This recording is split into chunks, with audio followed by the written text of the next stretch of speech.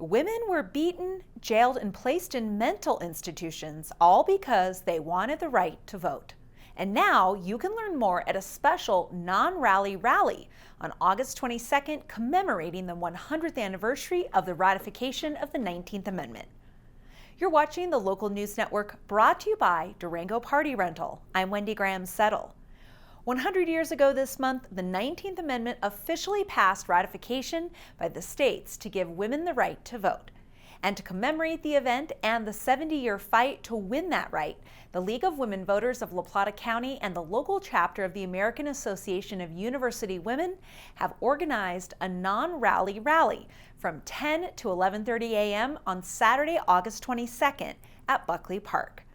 The non-rally includes an open-air exhibit of 11 stations on the suffrage movement and the men and women who fought for the right to vote. Masks and social distancing are required. The first 100 people who attend can pick up a free yard sign encouraging the vote, and commemorative t-shirts will be available for a $20 donation toward the 19th Amendment activities. The League of Women Voters and the AAUW formed the 19th Amendment Committee last year to plan for the commemoration. But when the pandemic hit the region, they had to think creatively, and the non-rally rally and exhibit were the result.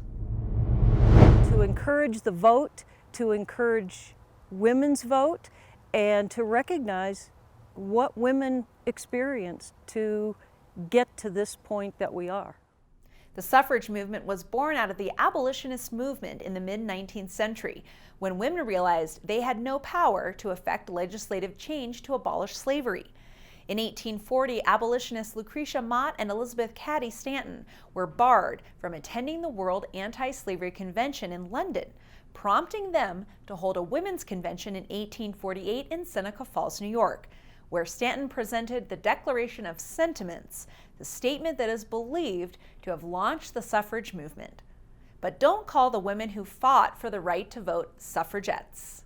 Suffragette was coined by the media, the diminutive version to try to minimize the movement, and oh bless their hearts, and we prefer the term suffragist. In 1866, Stanton and Susan B. Anthony formed the American Equal Rights Association to fight for suffrage for all, regardless of gender or race. The 15th Amendment was adopted to give black men the vote in 1870, but a similar amendment for women proposed 8 years later failed miserably. As women continued to be stymied at the national level, suffragists began lobbying states to adopt their own legislation to grant women the right to vote.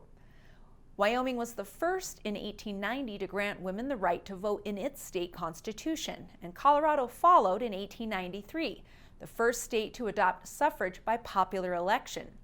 Notably, La Plata County wasn't among the counties that supported the initiative.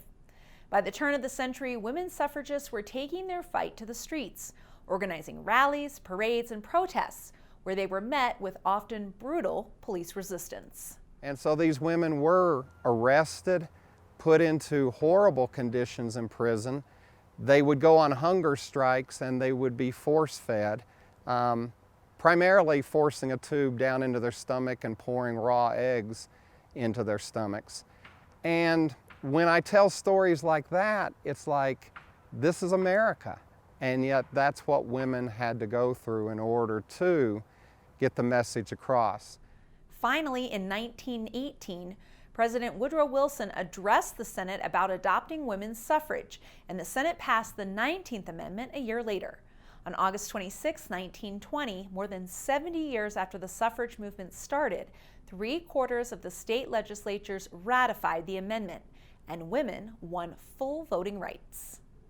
I not only see it as a right, I see it as a privilege. Because there's so many countries where a vote is either meaningless or is never held, and it pleases me to no end to be able to vote. And here again, I'm so proud to be a Coloradoan, where we have it wired. You don't see lines around the block 2 hours after the polls close in Colorado, because we do it well, and we have been since 1893.